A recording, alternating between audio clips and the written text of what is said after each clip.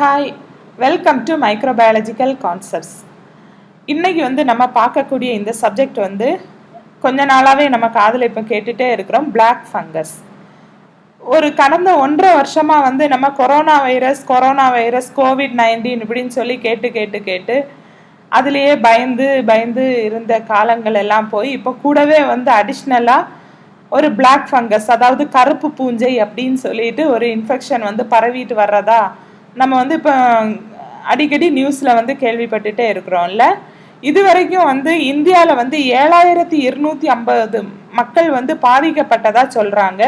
219 பேர் இறந்து போனதாகவும் சொல்கிறாங்க. இதோட மார்டாலிட்டி ரேட் அப்படின்னு சொல்லி பார்த்தோம்னா 50%. அதாவது இந்த நோய் தாக்குனதுல 50% மக்கள் இறந்து போகிறதா சொல்கிறாங்க. ஸோ இது ஒரு சீரியஸான ஒரு இன்ஃபெக்ஷன் தான்.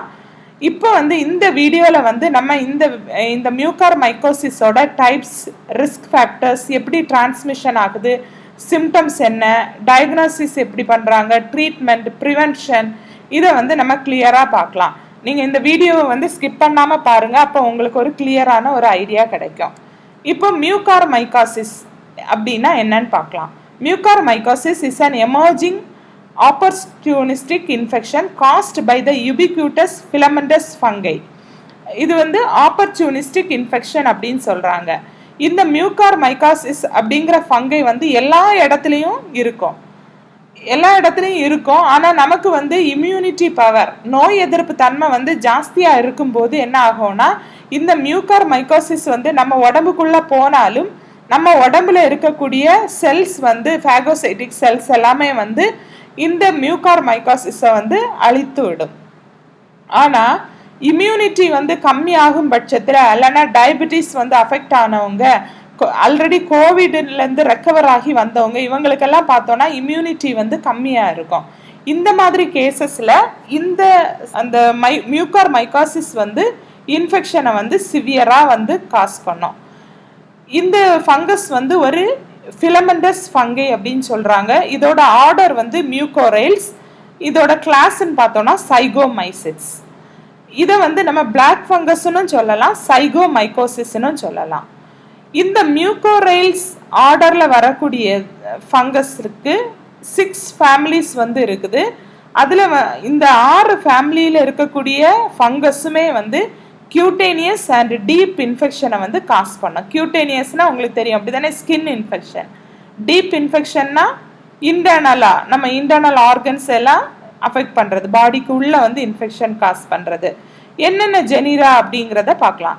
ஆப்சிடியா, மியூகார், ரைசோமியூகார், ரைசோபஸ், கன்னிங்ஹாமலேசி அண்ட் சக்சினேசி. இந்த 6 ஃபேமிலிஸும் இந்த மியூகோரைல்ஸ் ஆர்டரில் வரக்கூடிய மெம்பர்ஸ். இந்த மியூகோர்மைகோசிஸ் அப்படின்னு சொல்லி பார்த்தோம்னா has emerged as the third most common invasive mycosis. அதாவது இன்வேசிவ் மைக்கோசிஸ்லேயே காமனாக இருக்கக்கூடிய அந்த இன்வேசிவ் மைக்கோசிஸ், அதாவது சிவியராக சிஸ்டமிக் இன்ஃபெக்ஷனை காஸ் பண்ணக்கூடிய அந்த மைக்கோசிஸ்லேயே தேர்டில் இருக்குது. எதுக்கு அப்புறம் கேண்டிடியாசிஸுக்கும் ஆஸ்பெர்ஜிலோசிஸுக்கும் அப்புறமா சிவியராக பரவக்கூடிய ஒரு இன்ஃபெக்ஷன் இந்த மியூகார்மைகோசிஸ் தான். இது யாருக்கு அதிகமாக வரும் அப்படின்னா, haematological and allogeneic stem cell transplantation பண்ணவங்களுக்கு. அல்லோஜெனிக் ஸ்டெம் செல் டிரான்ஸ்பிளான்டேஷன் அப்படின்னா என்ன? இது அந்த ஸ்டெம் செல்ஸ்னால் என்னது? Healthy blood forming cells. இதை ஒரு டோனாட் ரெசிபியண்ட்டுக்கு கொடுப்பாங்க. என்ன கேசஸில் கொடுப்பாங்க? ஆல்ரெடி அவங்க கீமோதெரப்பி, ரேடியேஷன் இந்த மாதிரி எடுத்தவங்களுக்கு கேன்சர் பேஷண்ட்ஸுக்கு மோஸ்ட்டாக இந்த ஸ்டெம் செல்ஸ் டிரான்ஸ்பிளான்ட் பண்ணுவாங்க. இவங்களை இந்த மியூகார்மைகோசிஸ் சீக்கிரமாக அஃபெக்ட் பண்ணுது. தேர்ட் மோஸ்ட் இன்வேசிவ் மைக்கோசிஸ் அப்படின்னு சொல்கிறாங்க. இந்த மியூகார்மைகோசிஸ், அதாவது இந்த பிளாக் ஃபங்கஸ் எங்கெல்லாம் ப்ரெசென்ட் ஆகிருக்கோன்னு பார்த்தோன்னா, டீகேயிங் ஆர்கானிக் மேட்டரில் இருக்கலாம், இல்லைன்னா கம்போஸ்ட் பைல்ஸில் இருக்கலாம், இல்லைன்னா அனிமல் டங், அதாவது மாட்டு சாணம், இந்த மாதிரி இதுங்களில் கூட இந்த பிளாக் ஃபங்கஸ் ப்ரெசென்ட் ஆகிருக்கலாம். இந்த பிளாக் ஃபங்கஸோட இதை பார்த்தோம் அப்படின்னா Mucorales are growing rapidly and they are releasing large numbers of airborne spores. இந்த மியூகோரைல்ஸ் ஆர்டரில் இருக்கக்கூடிய எல்லா ஃபங்கஸும் வந்து நிறைய ஏர்பார்ன் ஸ்போர்ஸ், அதாவது ஃபங்கல் ஸ்போர்ஸை வந்து நிறைய ரிலீஸ் பண்ணோம். இந்த ஃபங்கல் ஸ்போர்ஸை வந்து நம்ம வந்து சுவாசித்துட்டே இருக்கும்போது இப்போ நம்ம இம்யூன் சிஸ்டம் வந்து நல்லா கரெக்டாக ஒர்க்கிங்கில் இருந்தது, நமக்கு நல்ல நோய் எதிர்ப்பு தன்மை இருந்ததுன்னா நமக்கு வந்து இந்த இன்ஃபெக்ஷன் வந்து நமக்கு வராது. அதே இது நமக்கு இம்யூனிட்டி கம்மியாக இருந்தால் இந்த ஃபங்கல் ஸ்போர்ஸ் வந்து நம்ம உடம்புக்குள்ளே போகும்போது இன்ஃபெக்ஷன் உருவாகும்.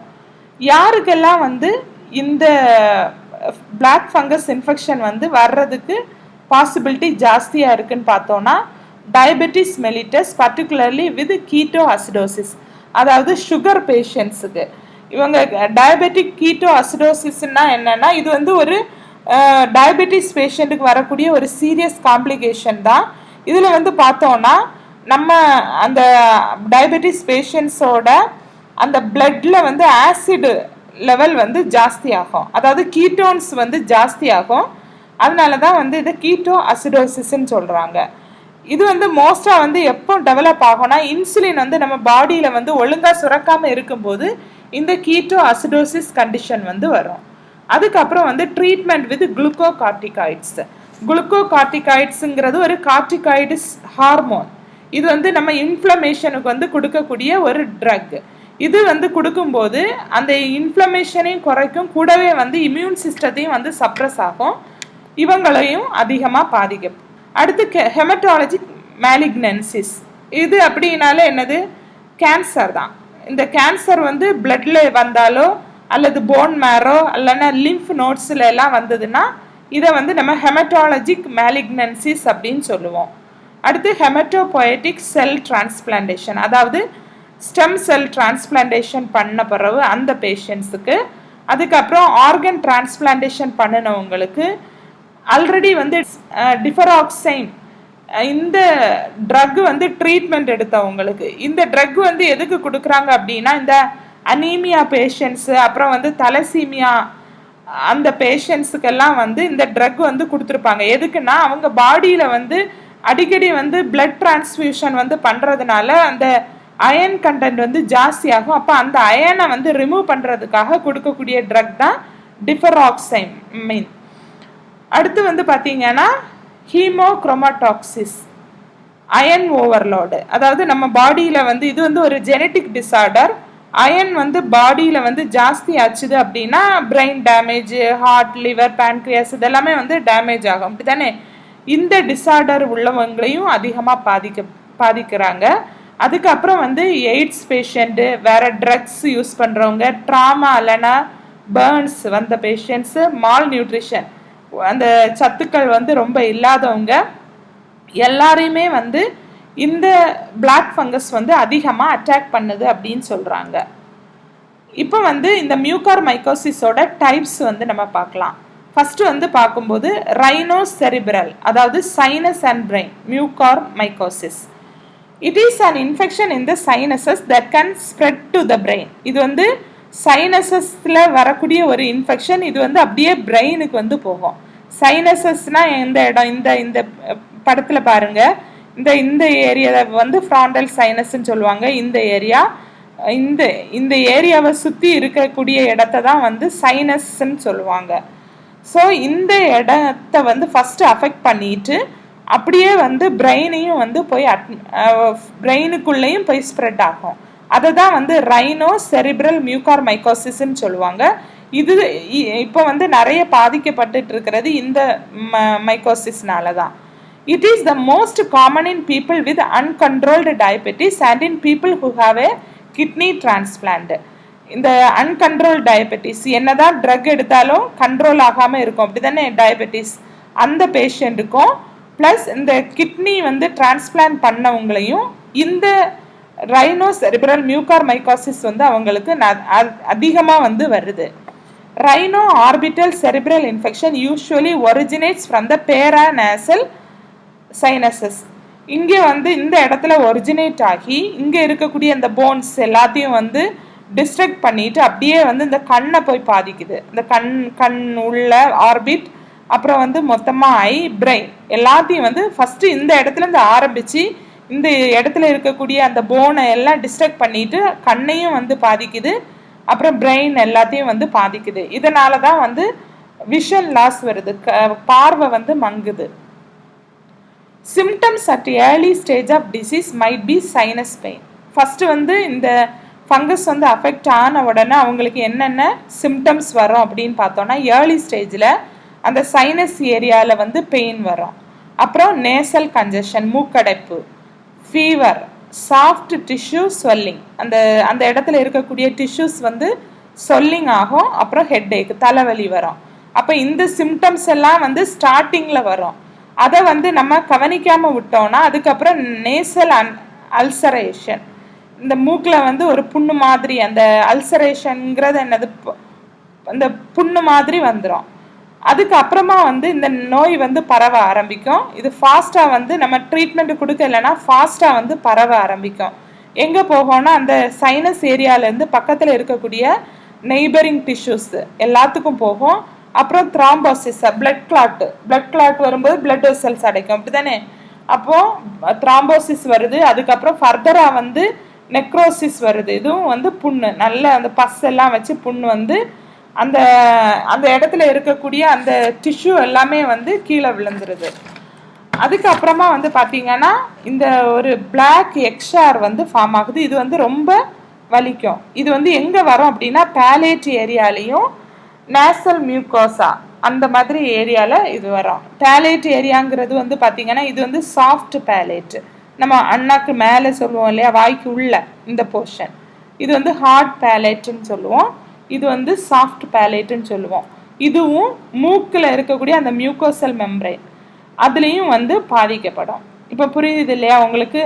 அப்போ ஃபஸ்ட்டு ஸ்டார்டிங்கில் வந்து நம்ம பார்த்தோன்னா இந்த இன்ஃபெக்ஷன் வரைக்கும் போக தேவையில்லை. இப்படியே வந்து பாதிச்சுட்டு போகும்போது கடைசியில் வந்து இது எங்கே வரைக்கும் போகும், ஐஸ், கண்ணை வந்து போய் பாதிக்கும். ஃபஸ்ட்டு வந்து கண் வந்து பிளர்டு விஷன், நமக்கு வந்து சரியாக தெளிவில்லாமல் வந்து பார்வை தெரியும். அதுக்கப்புறம் வந்து கண் பார்வை வந்து மொத்தமாக போகிறதுக்கும் சான்சஸ் வந்து இருக்குது அப்படின்னு சொல்கிறாங்க. From the eyes the disease can progress towards the central nervous system. இப்போ கண்ணை எல்லாம் பாதிச்சாச்சு, ஃபேஷியல் எல்லாத்தையும் பாதிச்சுட்டு நேராக எங்கே போகுது, பிரெயின் சென்ட்ரல் நர்வஸ் சிஸ்டத்தை வந்து முதுகு தண்டு அந்த சென்ட்ரல் நர்வஸ் சிஸ்டத்தை வந்து போய் அஃபெக்ட் பண்ணுது. அப்போ அஃபெக்ட் பண்ணும்போது ஆல்டர்ட் கான்ஷியஸ்னஸ் வந்து வருது, கிரேனியல் நியூரோபதிஸ். இது வந்து இந்த கிரேனியல் நர்வ்ஸுங்கிறது என்னது, பிரெயின்லேருந்து டைரக்டாக வரக்கூடிய நர்வ்ஸ், நரம்பு, அதை வந்து பாதிக்கப்படுது. அல்லனா செரிப்ரல் அப்சஸஸ். செரிப்ரல் அப்சஸஸ்னால் என்னது, பிரெயினில் வந்து பஸ் மாதிரி வந்து வர ஆரம்பிக்குது. அப்போ இது எல்லாமே வந்து இந்த ரைனோ செரிப்ரல் மியூக்கர் மைக்கோசிஸ்னால வரக்கூடிய சிம்டம்ஸ். ஸ்டார்டிங்லேருந்து அது ப்ரொக்ரெஷன் ஆகி இவ்வளவு சிம்டம்ஸ் வந்து வருது. இப்போ இந்த பிக்சர் எல்லாம் பாருங்கள், இந்த மூக்கு ஏரியாவை வந்து இன்ஃபெக்ட் பண்ணுது. அப்படியே அந்த ஃபங்கஸ் வந்து பார்த்தீங்களா, அப்படியே வந்து பாருங்கள் எவ்வளவு சீரியஸாக வந்து இன்ஃபெக்ட் பண்ணுதுன்னு பாருங்கள். இன்ஃபெக்ஷன் அப்படியே இந்த இடத்துல இருக்கக்கூடிய டிஷ்யூ எல்லாம் கீழே விழுந்து அப்படியே முகமே செதஞ்சு போயிடுது. கண்ணெல்லாம் வந்து அவங்களுக்கு ரொம்ப இன்ஃபெக்ட் ஆகி கண் வந்து பாதிக்கப்பட்டுரும். இதுதான் வந்து ரைனோ செரிப்ரல் மியூக்கர் மைக்கோசிஸ். அடுத்து வந்து நம்ம பார்க்கக்கூடியது வந்து pulmonary mucor mycosis.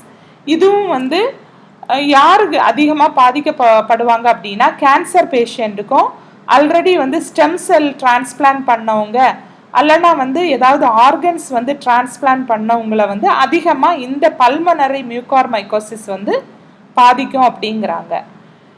Immuno compromised பேஷண்ட்டுக்கு வந்து இந்த ரூட் எப்படி டிரான்ஸ்மிட் ஆகுது அப்படின்னு பார்த்தோன்னா, அந்த ஸ்பொராஞ்சியோஸ்போர்ஸ், அந்த பிளாக் ஃபங்கஸோட அந்த ஸ்பொராஞ்சியோஸ்போர்ஸை வந்து இன்ஹேல் பண்ண சுவாசிக்கிறது மூலமாக அவங்களுக்கு பல்மனரி இன்ஃபெக்ஷன் வந்து வருது, லங்ஸை வந்து போய் அஃபெக்ட் பண்ணுது.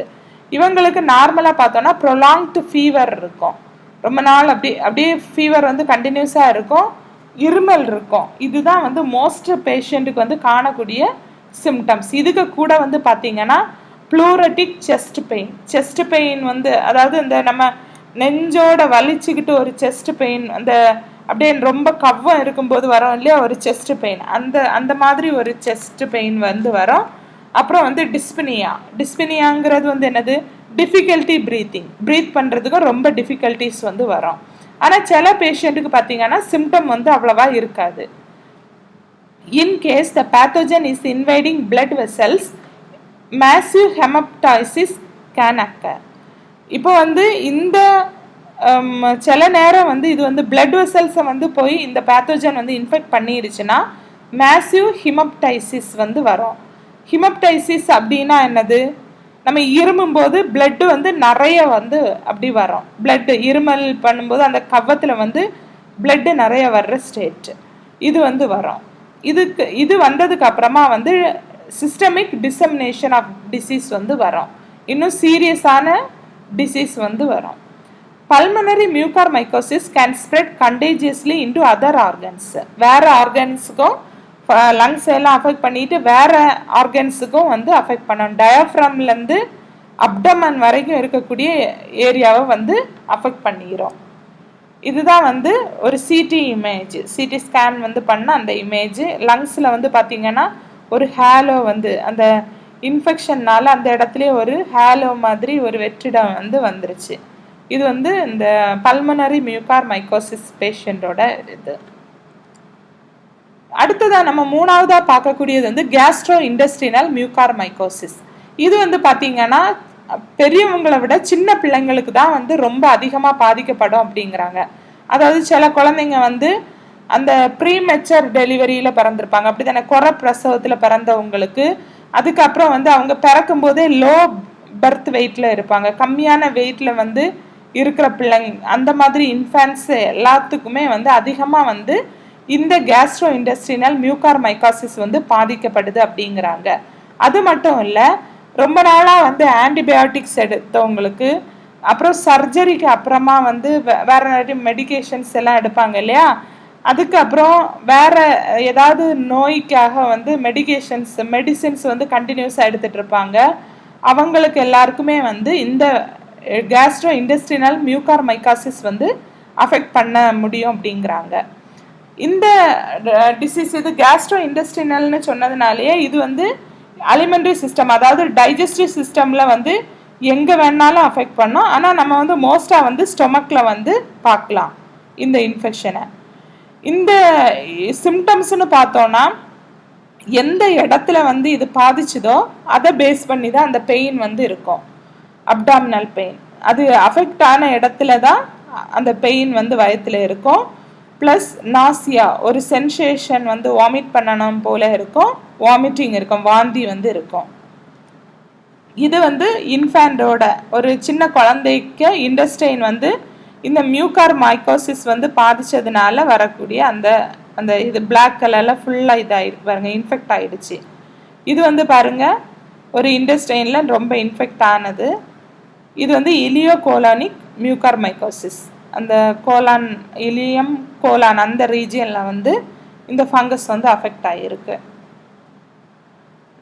நாலாவதாக வந்து நம்ம பார்க்கக்கூடியது வந்து cutaneous மியூகார்மைகோசிஸ்.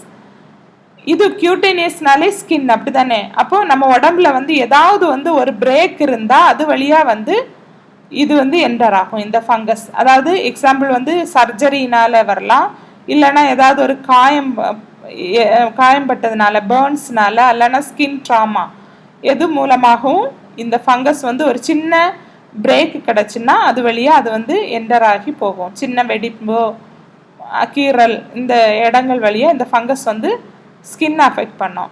If primarily acquired by direct inoculation into wounds, acute inflammatory response is seen with the formation of abscesses, skin swelling and necrosis. First வந்து அந்த ஊண்டுக்குள்ளே இந்த ஃபங்கஸ் வந்து போனதுக்கு அப்புறம் என்ன பார்க்கலாம், ஃபஸ்ட்டு வந்து ஒரு கொப்பளம் போல் ஒரு அப்சஸ் வந்து ஃபார்ம் ஆகுது. அதுக்கப்புறம் அந்த ஏரியா சுற்றி இருக்கக்கூடிய ஸ்கின் வந்து ஸ்வெல்லிங் ஆகுது, வீங்குது. அதுக்கப்புறம் அதில் வந்து நெக்ரோசிஸ் வந்து வருது. நெக்ரோசிஸ்னால அந்த டெட் டிஷ்யூஸ் வந்து அந்த இடத்துலேருந்து அப்படி கீழே விழுந்துடும், ஒரு குண்டு மாதிரி வந்துடும். அதுக்கப்புறம் வந்து அந்த இது கொஞ்சம் இன்னும் டீப்பாக போய் அந்த லீஷன்ஸ் இனிஷியலாக வந்து அந்த இருக்கக்கூடிய அந்த ரெட் லீஷன்ஸ் வந்து பிளாக் எஷாராக மாறுது. எக்ஸ்ஆர் வந்து நம்ம பார்த்தோம் அப்படி தானே, அதே மாதிரி மாறுது. ஃபுல்லாக பிளாக் கலரேஷனில் அந்த ஏரியா ஃபுல்லாகவே வந்து மாறுது.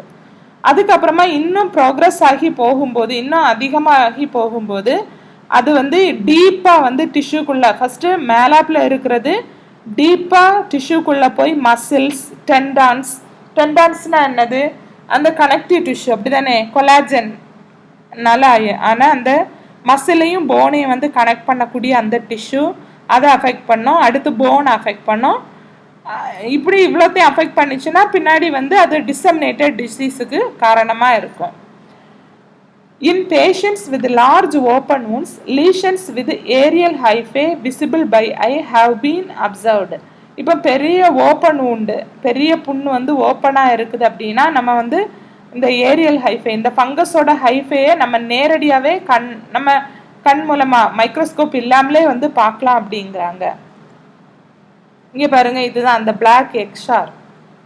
அப்படியே அந்த ப்ரோக்ரஸ் ஆகி அந்த இடமே வந்து அப்படியே ஒரு குண்டு மாதிரி விழுந்து சுற்றி எல்லாம் பாருங்கள் ரெட்னஸ் ஆகிடுச்சு. இது தலையில் அஃபெக்ட் ஆனது, கியூட்டேனியஸ்.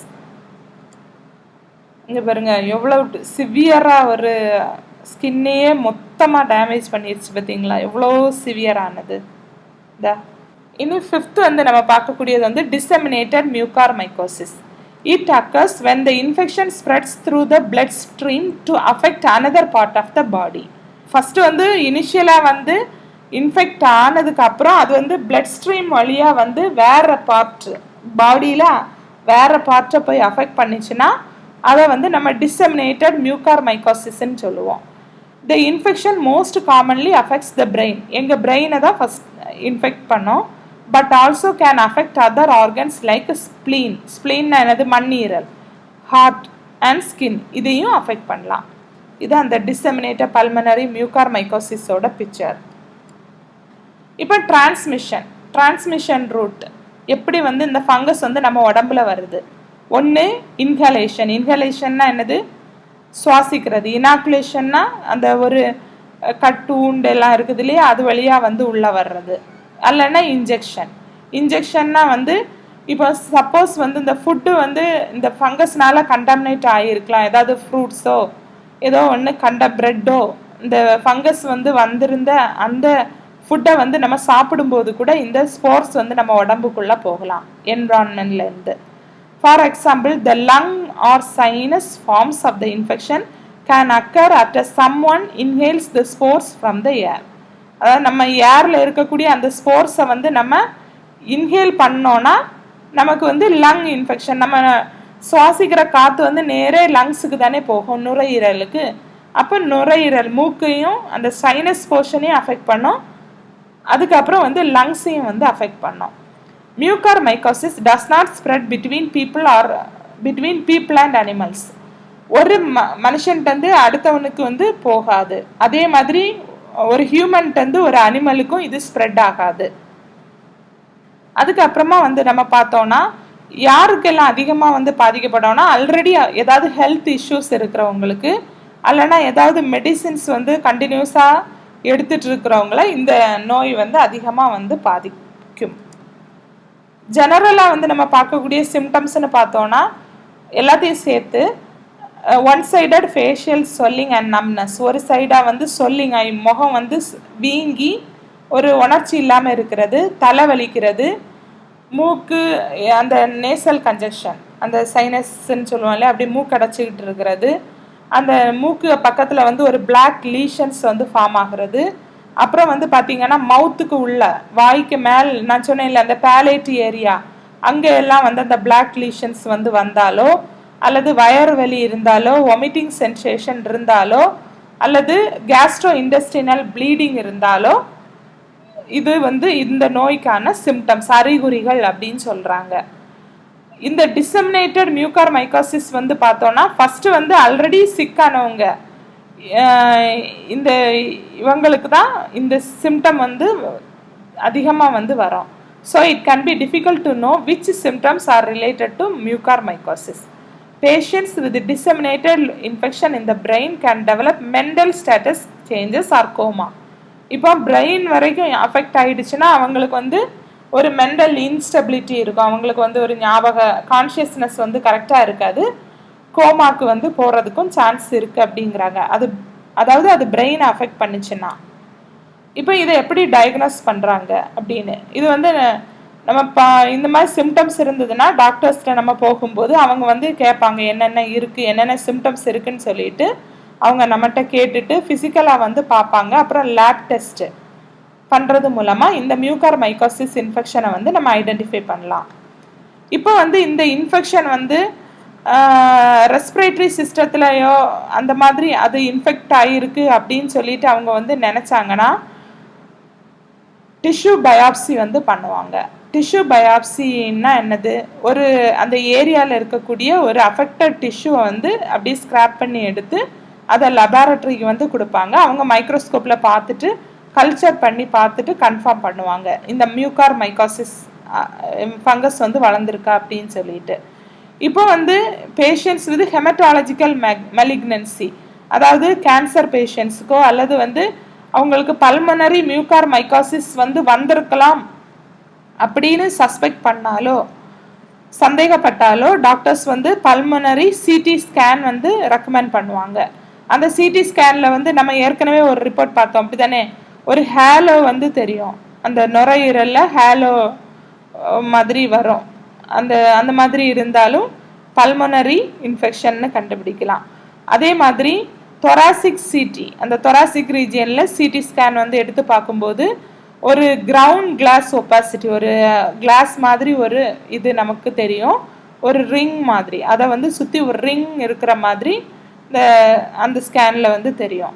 அதுக்கப்புறம் வந்து வெசல் அக்ளூஷன், இது வந்து சிடி பல்மனரி ஆஞ்சியோகிராஃபியில் வந்து நம்ம இந்த அக்ளூஷன்ஸ் வந்து பார்க்கலாம்.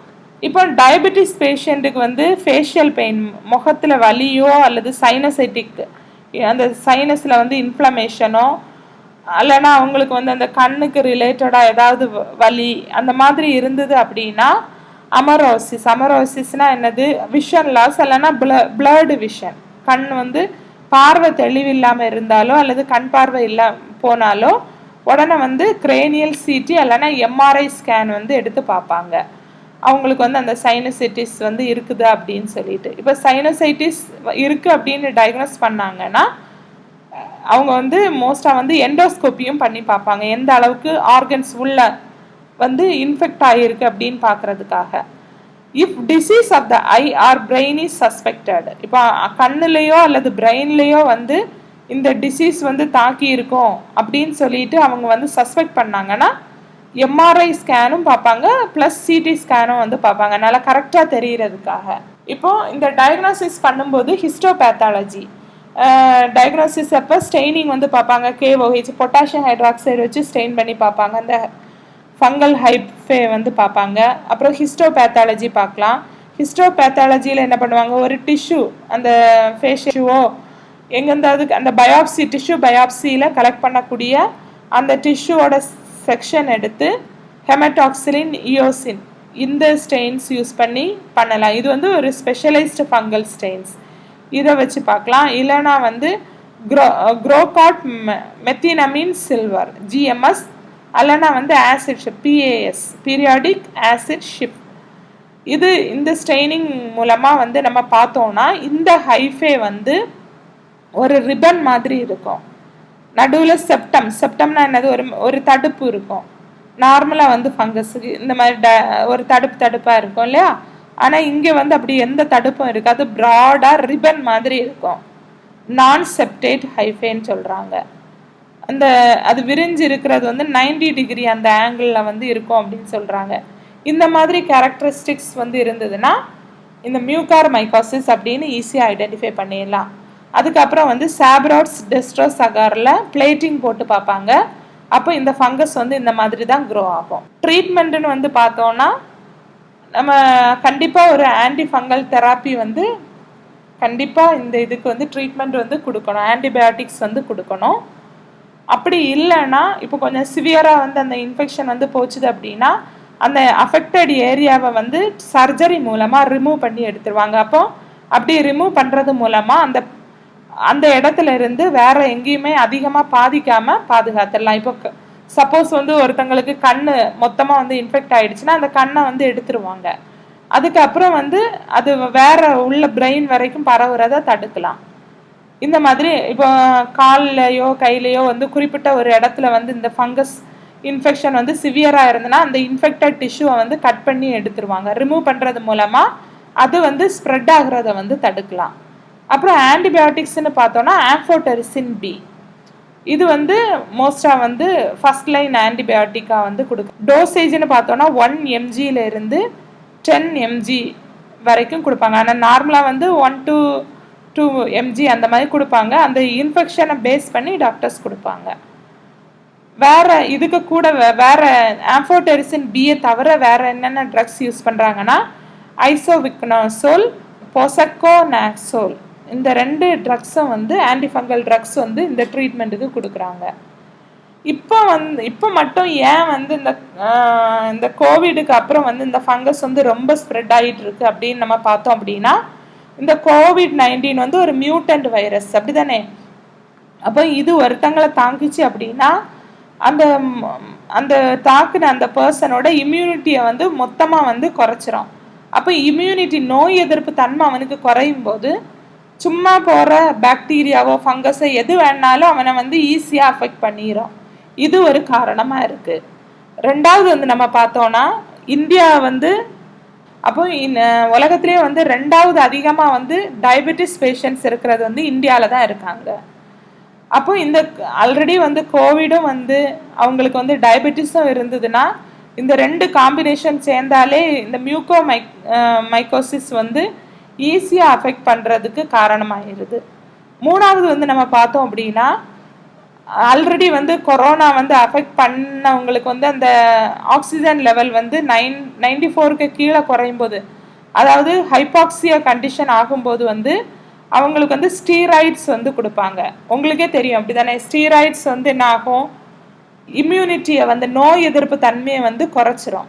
அப்போ அப்படி குறையும் போது என்ன ஆகும், அவங்களுக்கு ஈஸியாக இந்த ஃபங்கஸ் வந்து அஃபெக்ட் ஆகிரும். இதுதான் இப்போ வந்து நம்ம இந்தியாவில் வந்து இந்த ஃபங்கஸ் வந்து பரவிட்டு இருக்கிறதுக்கு மெயின் ரீசனாக சொல்லப்படுது. அடுத்து இந்த நோய் வராமல் எப்படி தடுக்கலாம்? இது வரைக்கும் இந்த நோயை வந்து கண்ட்ரோல் பண்ணுறதுக்கு வந்து எந்த ஒரு வேக்சினும் வந்து இல்லை. And it is difficult to avoid breathing in fungal spores. நம்ம இந்த ஃபங்கல் ஸ்போர்ஸை நான் ஏற்கனவே சொன்னேன் அப்படிதானே. நம்ம சுற்றுச்சூழலில் வந்து எல்லா இடத்துலையும் வந்து இந்த ஃபங்கஸ் வந்து இருக்குது. அப்போ இந்த ஃபங்கல் ஸ்போர்ஸை வந்து யாரில் எப்போவுமே இருக்கும். ஸோ நம்ம வந்து இதை வந்து நம்ம கண்டிப்பாக சுவாசிக்கும் போது அது நமக்கு உள்ள நம்ம உடம்புக்குள்ளே போகிறதுக்கு சான்சஸ் வந்து இருக்குது. For people who have weakened immune systems, there may be some ways to lower the chances of developing mucormycosis. இப்போ வந்து ஆல்ரெடி வந்து நோய் எதிர்ப்பு தன்மை வந்து கம்மியாக இருக்கிறவங்க என்ன பண்ணலாம், நிறைய இது வந்து சாயிலில் வந்து நிறைய இருக்கும் அப்படிதானே இந்த ஃபங்கஸ். ஸோ அந்த நிறைய தூசி, மண், இந்த மாதிரி எல்லாம் இருக்கக்கூடிய இடங்களுக்கு வந்து அவங்க போகிறத வந்து தவிர்க்கலாம். அப்படியே வந்து அதாவது இந்த கன்ஸ்ட்ரக்ஷன் சைட்டு, எஸ்கவேஷன் சைட்ஸ், தோன்ற இடங்கள், இந்த மண் எங்கெல்லாம் அதிகமாக இருக்குமோ அங்கெல்லாம் அவங்க போகிறத வந்து தடுக்கலாம். அப்படி இல்லை, இன்கேஸ் அவங்க கண்டிப்பாக போய் தான் ஆகணும் அப்படின்னா ஷூஸ் போடலாம், கையில் வந்து க்ளவுஸ் போடலாம், அப்புறம் மாஸ்க் போட்டுக்கலாம். அப்போ மூக்கிலையோ அது வந்து நம்ம உடம்புல வந்து போகிறதுக்கு வாய்ப்புகள் கம்மியாகும். அதே மாதிரி இப்போ சில வாட்டர் டேமேஜ்டு பில்டிங்ஸ் இருக்கும், அந்த இதுக்கு டைரக்ட் கான்டாக்ட் வந்து நம்ம போகிறத தவிர்க்கலாம். ஏன்னா அந்த நிறைய வாட்டர் லீக்கேஜ் ஆகிட்டு இருந்தது அப்படின்னா அந்த இடத்துலையும் ஃபங்கஸ் வந்து வளர்றதுக்கு ரொம்ப காரணமாக இருக்கும். அப்புறம் ஹரிகேன்ஸ், சூறாவளி காற்று, இந்த மாதிரி எல்லாம் வந்ததுக்கு அப்புறமா ஃப்ளட் எல்லாம் வரும் இல்லையா, அந்த அந்த அந்த ஃப்ளட் எல்லாம் வந்ததுன்னா அந்த தண்ணிகளையும் அவாய்ட் பண்ணணும். பின்ன நேச்சுரல் டிசாஸ்டர்ஸ், வேறு என்னென்ன நேச்சுரல் டிசாஸ்டர்ஸ், மண் சரிவு, இந்த மாதிரி வேறு எந்தாவது நேச்சுரல் டிசாஸ்டர்ஸ் வந்து வந்தால் கூட, இயற்கை அழிவுகள் எல்லாம் வருது இல்லையா, அந்த மாதிரி இடங்களுக்கு வந்து போகிறதையும் தவிர்க்கணும். And avoiding activities that involve close contact to soil. அதாவது குறிப்பாக வந்து சொல்லணும்னா மண்ணில் நம்ம டைரெக்டாக வந்து நம்ம கான்டாக்ட் வந்து இல்லாமல் பார்த்துக்கிடணும். கைனாலும் சரி கால்னாலும் சரி டைரெக்டாக கான்டாக்ட் படாமல் நம்ம வந்து பாதுகாக்கணும். Early detection can prevent loss of eyesight. நம்ம ஸ்டார்டிங்லேயே வந்து நம்ம பார்த்துட்டோன்னா கண் பார்வை வந்து போகிறத தவிர்க்கலாம். மூக்கு, ஜா இந்த இடங்கள் எல்லாம் வந்து டேமேஜ் ஆகிறத வந்து நம்ம தடுக்கலாம். அதே மாதிரி இந்த இம்யூனோ காம்ப்ரமைஸ்டு பேஷண்ட்ஸ் எல்லாம் இருக்காங்க இல்லையா, இம்யூன் சிஸ்டம் வந்து சரியாக இல்லாதவங்க எல்லாமே வந்து ஓல்டு ப்ரெட்டில் எல்லாம் பார்த்திங்கன்னா மோல்டு வந்து நிறைய வளரும், அப்படி தானே? இந்த ப்ரெட்டு சில ஃப்ரூட்ஸ் எல்லாம் அழுகிற மாதிரி எல்லாம் இருக்கும் இல்லையா, அதில் எல்லாம் ஈஸியாக வந்து இந்த பூஞ்சை இந்த இதெல்லாம் வளரும் இல்லை, ஃபங்கஸ் வளரும். அப்போ இந்த மாதிரி ஃபுட்ஸை வந்து நம்ம இம்யூனோ காம்ப்ரமைஸ்டு பேஷண்ட்ஸ் யாருக்கும் கொடுக்கக்கூடாது. அந்த மாதிரி சாப்பிட்றத அவாய்ட் பண்ணாலும் இந்த நோய் வந்து வராமல் கொஞ்சம் ப்ரிவென்ட் பண்ணிக்கலாம். அதாவது எப்போவுமே வந்து பிளட் சுகரை வந்து கோவிட் இருந்தாலும் இல்லைனாலும் பிளட் சுகரை வந்து கண்ட்ரோலில் வச்சுக்கணும். அது பிளட் சுகரை வந்து செக் பண்ணிக்கிட்டே இருக்கணும். ஸ்டீராய்ட்ஸ் வந்து நம்ம யூஸ் பண்ணுறோம் அப்படின்னா கோவிடுக்கு வந்து ட்ரீட்மெண்ட்டுக்கு கொடுப்பாங்க. நாமளாக வந்து இஷ்டத்துக்கு ஸ்டீராய்ட் ட்ரீட்மெண்ட்டை எடுக்கக்கூடாது. ஸ்டீராய்ட்ஸ் வந்து எடுக்கிறத வந்து அவாய்ட் பண்ணணும். இன்கேஸ் வந்து கோவிட் அஃபெக்ட் பண்ணவங்களுக்கு வந்து கொடுப்பாங்க 5th டேக்கு மேலே. நம்ம ஆளுங்க எல்லாம் என்ன பண்ணுவாங்க, சில நேரம் 5 நாளுக்கு அப்புறம் ஒரு பேஷண்ட்டுக்கு கொடுத்துருப்பாங்க அவங்க சொந்தக்காரங்களுக்கு. இவங்க பார்ப்பாங்க, சரி நாமளும் இதை சாப்பிட்லான்னு சொல்லி இவங்க தன்னால் வாங்கி சாப்பிடுவாங்க. இந்த மாதிரி கேசஸுக்கெல்லாம் வந்து அவங்க இம்யூன் சிஸ்டம் வந்து பாதிக்கப்படும். அதனால் இந்த பிளாக் ஃபங்கஸ் வந்து இன்ஃபெக்ஷன் வர்றதுக்கு ஜாஸ்தியாக இருக்குது. இப்போ நம்ம ஹியூமிடிஃபையர் எல்லாம் யூஸ் பண்ணும்போது ஆக்சிஜன் சப்போர்ட்டுக்காக ஹியூமிடிஃபையர் யூஸ் பண்ணுவாங்க இல்லையா, அப்போ க்ளீனான வாட்டர் தான் யூஸ் பண்ணணும். அதாவது சொல்ல போனால் நம்ம உடம்பு வந்து மொத்தமாக வந்து சுத்தமாக வச்சுக்கிடணும். அடிக்கடி ஹேண்ட் வாஷ் பண்ணி மாஸ்க் போட்டு வெளியெல்லாம் போகும்போது செப்பல் எல்லாம் போட்டு அந்த மாதிரி இருந்தோன்னா இந்த நோய் வர்றதை வந்து நம்ம தடுக்கலாம். அதே மாதிரி நம்ம இந்த கெட்டு போன ஃபுட்டு இந்த மாதிரிப்பட்டது ஃபங்கஸ் எஃபெக்ட் பண்ண ஃபுட்ஸ் எல்லாம் வந்து சாப்பிட்றத கண்ட்ரோல் பண்ணாலே வந்து இந்த நோய் மியூகார் மைக்காசிஸில் வந்து கண்டிப்பாக ப்ரிவென்ட் பண்ணிக்கலாம் அப்படின்னு சொல்கிறாங்க. அதே மாதிரி யாருக்காவது வந்து வாயில் வந்து புண்ணு மாதிரி அல்சரேஷன் புண்ணு மாதிரி வந்து வர ஆரம்பிச்சதுன்னா உடனே டாக்டர்கிட்ட போய் பார்க்கணும். நம்ம வச்சுக்கிட்டே இருந்தோம் அப்படின்னா அதுவும் வந்து இந்த மியூகார் மைக்காசிஸ் சிவியர் இன்ஃபெக்ஷனுக்கு காரணமாக அமைஞ்சிரும். சரியா? இந்த வீடியோவில் வந்து உங்களுக்கு இந்த சப்ஜெக்டில் ஏதாவது டவுட் இருந்தது அப்படின்னா நீங்கள் கமெண்ட் செக்ஷனில் கேளுங்க. இந்த வீடியோ வந்து பிடிச்சிருந்துன்னா உங்கள் ஃப்ரெண்ட்ஸோட ஷேர் பண்ணுங்கள், லைக் பண்ணுங்கள். அதுக்கப்புறம் வந்து இது வரைக்கும் நீங்கள் நம்ம சேனலில் வந்து சப்ஸ்கிரைப் பண்ணாமல் பார்த்துட்டு இருந்தீங்கன்னா மறக்காமல் சப்ஸ்கிரைப் பண்ணுங்கள். Okay, thank you.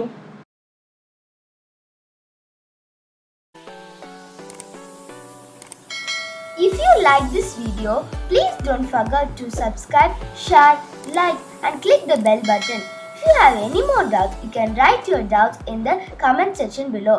Thank you.